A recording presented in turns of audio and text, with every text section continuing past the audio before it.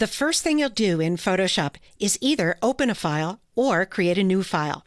So let's go over how to do both.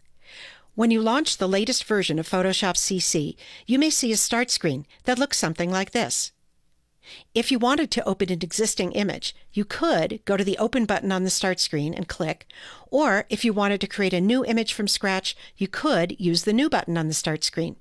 But there's another way to get to these same commands from anywhere in Photoshop.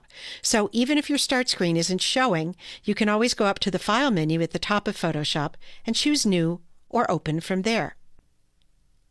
Let's go ahead and choose Open from the File menu to open some existing image files into Photoshop. That will launch your Mac Finder or your Windows File Explorer, where you'll navigate through your file system to an image file and select it. You could select one of the practice files that come with this tutorial, as I'm doing, or you can select an image of your own. If you want to open more than one image at a time, hold the Command key on a Mac or the Control key on Windows and select another image file. Then click the Open button. Both selected images open into Photoshop's editing workspace, which is called the Document window.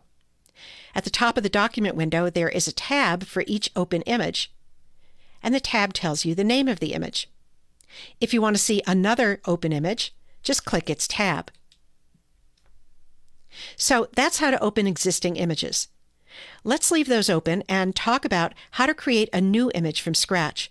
You might do that when you want a blank canvas on which to draw or on which you want to place some images.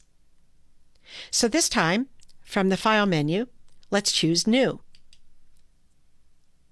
That opens this new document window. Photoshop comes with a lot of blank document presets that you can start with. To find one that works for you, first select a category of documents from the top of the window: Photo, Print, Art and Illustration, or one of these others. I'm going to select Photo. Next, choose one of the preset sizes in this section called Blank Document Presets. If you don't see one you like, there's an option here to view more presets. View all presets. I'm going to select this preset, the Landscape Orientation 4x6. Over on the right, all the details have now been set up for me, including the width and the height. If you decide that's not exactly the size you want, you can type a different size into the width or height fields. Any of the other settings on the right could be customized too, but sticking with the presets takes the worry out of having to figure out technical details at the beginning. And these settings could be changed later in Photoshop if you need to. So to finish creating a new document, click the Create button.